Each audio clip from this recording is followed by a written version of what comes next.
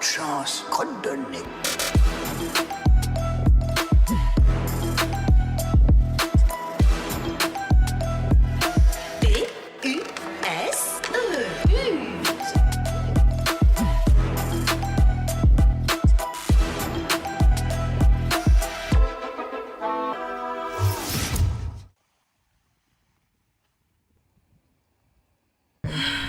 Allez, en route.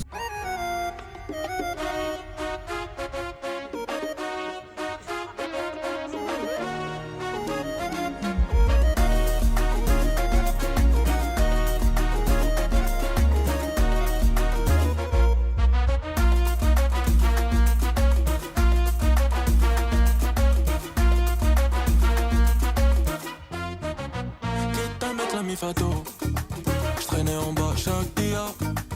Je cherchais juste à vivre loin des beach des ragots. Tiens, à l'époque de Wikako, j'étais déjà plus nia. Cherchais juste à vivre loin des beach des ragots. Let's go to le nord de Glencoe. Ah non, quoi? Le nord du Loch Etchie.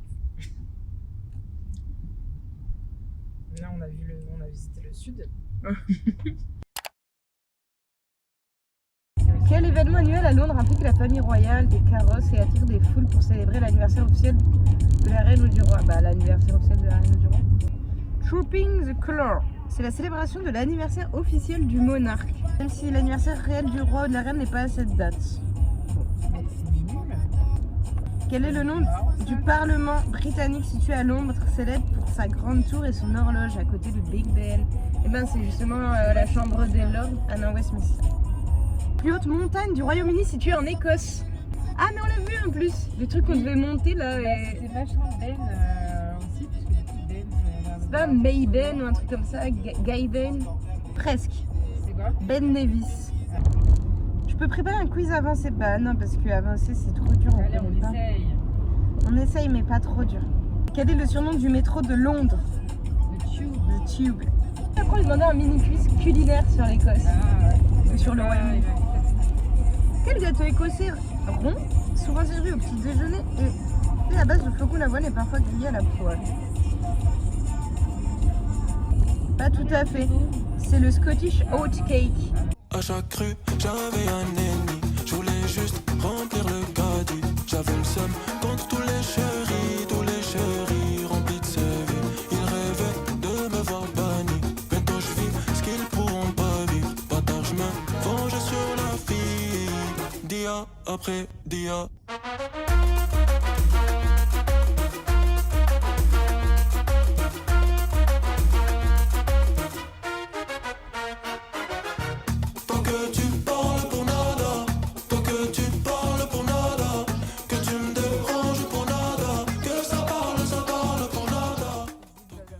Une voiture qui se ferme toute seule. Ouais, tout à l'heure ça s'est fermé pendant que j'étais dedans, mais c'est pas grave parce que tu peux toujours ouvrir merde. de l'intérieur. Mais pourtant j'avais pas pris ça. Bah, t'avais la clé dans la poche alors je pense. Ah ouais.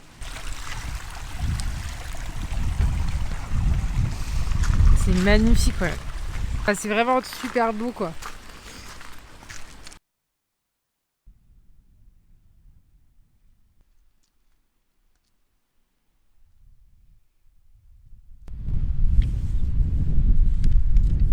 C'est au bord de ce lac qu'Harry, Ron et Hermione ont planté leur tente et se sont cachés lors de leur quête des Horcruxes.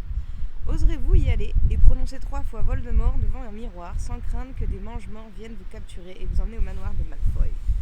Go, let's go, devant cette flaque qui nous servira de miroir. Voldemort, Voldemort, Voldemort.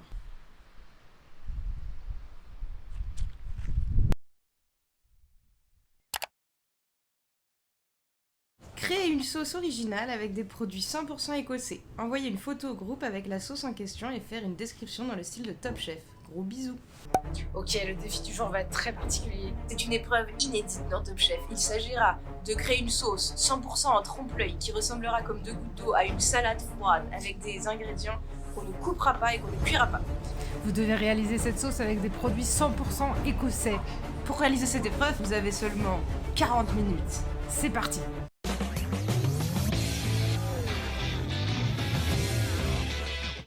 C'est hyper court comme épreuve. English mustard, donc ça pour mon trompe-l'œil ce sera top. Je reste dans les conserves de qualité, je vais prendre du thon.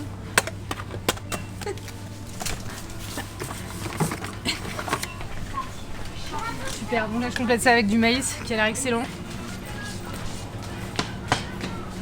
Ok, du saumon, hop.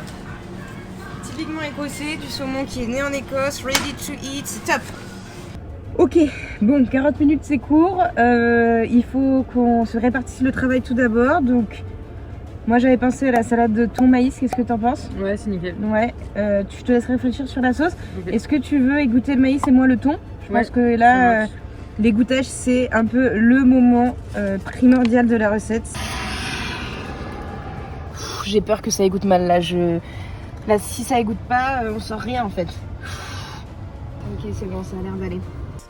Donc ça c'est un truc que j'ai appris à l'école d'hôtellerie-restauration, donc normalement ça devrait bien se passer, c'est quelque chose que je maîtrise, la technique ça va. Hop, donc là j'ouvre ma portière pour faire de la place, j'ouvre la canne, je l'ai bien mise à l'extérieur pour pas en mettre à la cuisine. Après que je vais finir l'ouverture de la canne sur du maïs. Donc, on tapote. Donc là il restait encore un peu d'eau mais c'est sans doute à cause du stress. Ok. Alors la sauce on l'a préparée à deux, donc on va l'appliquer à deux. Donc c'est une English mustard classique. Après le truc un peu plus difficile c'est de faire lier les deux. Donc pour ça j'ai une petite technique, je vous montrerai après. Je m'éloigner de tout ce qui est carré, recette un peu prédéfinie, etc. Moi j'essaie de mettre vraiment ma technique au service de mon intuition. Donc ça c'est ma petite technique de liant. Vu que c'est des ingrédients qui d'habitude prennent pas trop entre eux, je secoue très très fort la boîte de tous les côtés. Ouh, ça décoiffe. Pour vraiment avoir quelque chose d'assez uniforme, homogène quoi. Et là, c'est là que la surprise intervient. Bah c'est prêt. Waouh, ah, c'est génial.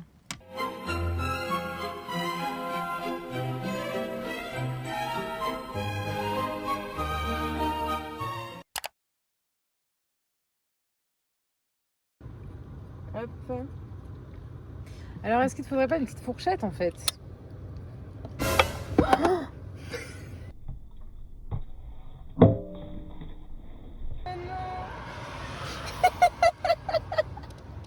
Comment c'est possible? Je sais pas.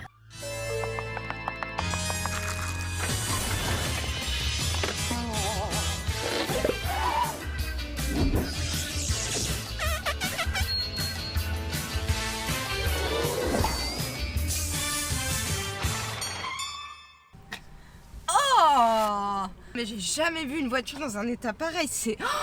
Oh non, il y a des... Oh non. Regardez ce que je trouve au sol et... cette tache de graisse, je sais pas si on va pouvoir la récupérer, hein. Oh non, j'ai jamais eu ça, il va falloir qu'on s'y attelle à plusieurs et avec beaucoup d'énergie. Très bien.